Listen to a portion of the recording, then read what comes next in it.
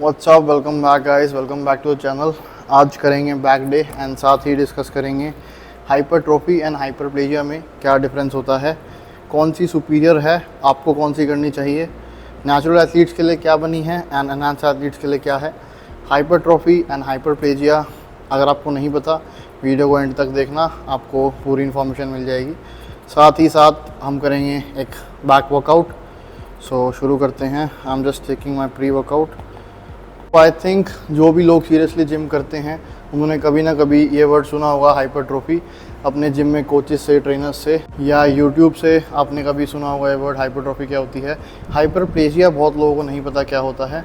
So simple शब्दों में अगर मैं आपको समझाऊं तो हाइपरट्रोफी कुछ नहीं, जो आपके टिश्यूज़ हैं वो साइज़ में बड़े होने लग जाते हैं, सेल्स हैं साइज़ में बड़े होने लग जाते हैं, उस फिनोमिना को हाइपरट्रोफी कहते हैं।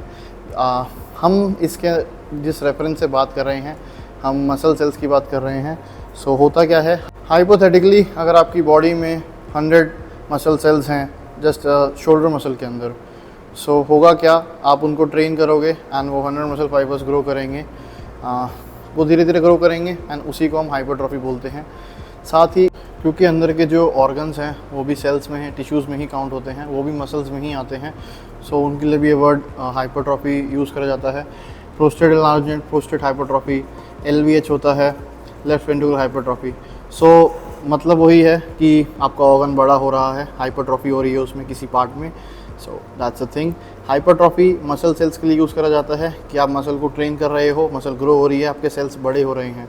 तो सारा कुछ हम फिटनेस में जो भी करते हैं, जिन लोगों को स्पेशली मसल डेवलप करनी होती है, मसल का साइज़ इंक्रीज़ करना होता है, सो वो पूरा अपना डेडिकेशन उसके ऊपर ही कर देते हैं। सो आई थिंक अब आपको समझ आ गया होगा हाइपरट्रोफी हम किसको बोलते हैं। चलते हैं हाइपरप्लेजिया पे।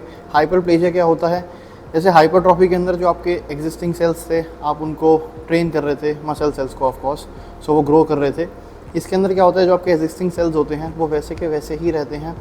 आपके जो एग्जिस्टिंग सेल्स हैं उसकी कॉपी, उसके रेप्लिकास आपकी बॉडी में डेवलप होने शुरू हो जाते हैं। उदाहरण के तौर पे अगर पहले आपकी शोल्डर की मसल्स में हाइपोथेटिकली 100 सेल्स थे, आपने सम कुछ किसी भी तरीके से हाइपरप्लेजिया आपकी बॉडी में हुआ डेवलप एंड वो 120, 130, 140 ऐसे वो मल्टीप्लाई हो गए। मे बी वो 400 भी हो सकते हैं, डिपेंडिंग ऑन किस लेवल तक हाइपरप्लेजिया उनमें हुआ है। सो हाइपरट्रोफी के लिए हमारे पास एक स्पेसिफिक वर्कआउट है, हमको एक रेफरेंस पता लग गई है हिट एंड ट्रायल से, स्टडीज़ से। सो वी नो कि हाइपरट्रोफी में हमें कैसे परफॉर्म करना है। सो सवाल ये आता है कि हाइपरट्रोफी ज़्यादा बेटर है या हाइपरप्लेजिया ज़्यादा बेटर है, कौन सा इनमें से फिनोमिना ज़्यादा बेटर है हमारे लिए। देखिए, फिनोमिना कोई भी इसमें से बेटर या कोई ज़्यादा अच्छा नहीं है, दोनों हमारे लिए बहुत ज़्यादा बेनिफिशियल हैं। एक में हमारे सेल्स बढ़ रहे हैं, मसल सेल्स, तो हर चीज़ आपकी मल्टीप्लाई हो रही है उसके अंदर, एंड एक के अंदर आपका एग्जिस्टिंग सेल्स का साइज़ बढ़ रहा है। जो चीज़ हमारे हाथ में है जिसको हम कंट्रोल कर सकते हैं वो हाइपरट्रोफी है खाली, बिकॉज हाइपरट्रोफी के लिए हमको कुछ चीज़ें पता हैं, हम उसको अप्लाई कर सकते हैं, जैसे रेप रेंज हो गया आपका एंड रेस्ट हो गया। सो उसके अंदर आपका हाइपरट्रोफी इंड्यूस होगी एंड आपकी मसल का साइज़ बढ़ेगा। अगर आप नेचुरल हो तो आप हाइपरट्रोफी ही कर सकते हो। हाइपरप्लेजिया आपकी बॉडी में खुद ब खुद होएगा, आप उसको कंट्रोल नहीं कर सकते, and that is very okay, that is very fine. आपकी बॉडी हाइपरट्रोफी से भी बहुत ज़्यादा ग्रो कर जाएगी। बात करते हैं जो लोग अननेचुरल हैं, एनहांस्ड हैं, कॉम्पिटिटिव बॉडी बिल्डिंग करते हैं या मॉडलिंग करते हैं, फिटनेस मॉडलिंग करते हैं, इंस्टाग्राम इन्फ्लुएंसर्स हैं जिनको जैक्ट लगना होता है, अच्छी डेंस मसल दिखानी होती है एंड वगैरह वगैरह। सो जो लोग एनहांस होते हैं उनके पास अपने टूल बॉक्स में एक ऑप्शन होता है जिसको बोलते हैं ह्यूमन ग्रोथ हार्मोन एंड उसके जो भी डेरिवेटिव्स हैं। ह्यूमन ग्रोथ हार्मोन डायरेक्टली आपकी बॉडी में जैसे ही आप उसको लगाते हो, इंजेक्ट करते हो, हाइपरप्लेजिया जनरेट करता है, सेल्स को मल्टीप्लाई करता है, जो भी आपके एग्जिस्टिंग सेल्स हैं उनकी कॉपीज़ बनाता है एंड आपको एक डेंस मसल देता है। लिटरली आपके जो सेल्स हैं वो बढ़ रहे हैं संख्या में। ये खाली मसल्स के साथ नहीं होता, ह्यूमन ग्रोथ हार्मोन के केस में आपकी बॉडी में जितने भी सेल्स हैं, जितने भी प्रोटीन्स हैं, सारे ही मल्टीप्लाई होते हैं। वो कितना मल्टीप्लाई होते हैं ये डिपेंड करता है कि आप किस हद तक उसको करते हो, क्या आप डोजिंग रखते हो। जितने भी आपके पास अवेलेबल एनाबॉलिक स्टेरॉइड्स हैं जो कि कॉम्पिटिटिव एथलीट्स यूज़ करते हैं, वो सारे मसल हाइपरट्रोफी करते हैं, ये साइंटिफिकली प्रूवन है। बट वो हाइपरप्लेजिया डायरेक्टली नहीं करते, वो इनडायरेक्टली करते हैं, लिवर के अंदर ग्रोथ हार्मोन की सिक्रीशन को इंक्रीज़ करके। सो growth hormone, human growth hormone is the thing that can help you to do hyperplasia आप अपनी मसल सेल्स को मल्टीप्लाई कर सकते हो। जो भी लोग एनहांस्ड हैं, कॉम्पिटिटिव बॉडी बिल्डर्स हैं, खाली उनके लिए है ये, नॉर्मल लोगों के लिए नहीं है ये। प्लीज़ इसको ट्राई भी मत करना।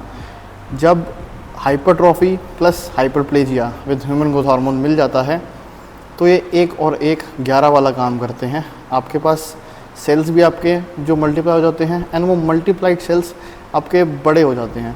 सो एक अलग ही 3D लुक आती है आपकी मसल्स में। सो ऑल्सो जो भी लोग इन दोनों चीज़ों को कंबाइन करेंगे उनको अच्छे रिजल्ट्स मिलेंगे, प्लस आपको साइड इफ़ेक्ट्स भी डबल मिलेंगे। सो ध्यान रखना, रिस्क टू रिवॉर्ड रेशो पहले ही कैलकुलेट करके चलना। जो नॉर्मल लोग हैं उनके लिए नहीं था ये। आप नॉर्मली अपनी हाइपरट्रॉफी ट्रेनिंग कंटिन्यू रखो। आपकी बॉडी में भी हाइपरप्लेजिया होगा, जो आपकी body naturally growth hormone secrete करती है उससे।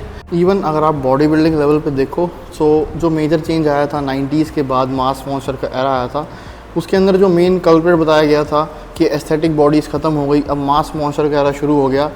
That was 2 hormones and one of them was human growth hormone. Second वाले को हम डिस्कस नहीं करेंगे अभी। सो ये 2 हार्मोन रिस्पॉन्सिबल थे एक एस्थेटिक फ़िज़ीक के एरा से एक मास मॉन्स्टर वाली फ़िज़ीक कैरी ऑन हो गई तब से, एंड वो अभी तक प्रोमिनेंट है। अभी तक की वो मास मॉन्स्टर वाली फ़िज़ीक एक गोल्ड स्टैंडर्ड है बॉडी बिल्डिंग में। सो यहीं ख़त्म करते हैं वीडियो को। मैंने प्री वर्कआउट पी लिया है, मेरे कोचिंग शुरू हो गई है। जाते जाते आई जस्ट वांट टू से जो नेचुरल एथलीट्स हैं जो बिना पीडीज़ के सब करते हैं, हाइपरट्रॉफी में आपको अगर रेंज सेलेक्ट करनी है तो जो टेक्स्ट है मैं उसके हिसाब से नहीं जाऊंगा, वो भी बहुत सिमिलर है वैसे, बट जो मेरा एक्सपीरियंस है, जो ईयर्स से मैंने देखा है एंड जो 20-30 सालों से चलता आ रहा है, हाइपरट्रॉफी के लिए आपको जो रेंज चाहिए रहेगी दैट विल बी 8 to 15। इसके बीच में आप अपनी कंपाउंड्स एंड आइसोलेशन लिफ्ट्स दोनों को मैनेज कर सकते हैं। आइसोलेशन लिफ्ट्स को 12 के अराउंड रखना है, उससे ज़्यादा या उससे एक आध कम। जो आपकी मेन कंपाउंड मूवमेंट्स रहेंगी जिनके अंदर मल्टीपल मसल्स का यूज़ हो रहा है, उसके अंदर आप 8 से 10 तक रहिए तो ज़्यादा बेटर रहेगा। So that's it for the video guys. मिलते हैं नेक्स्ट वीडियो में नए टॉपिक के साथ, एंड मैं करता हूँ अपना बैक का वर्कआउट शुरू।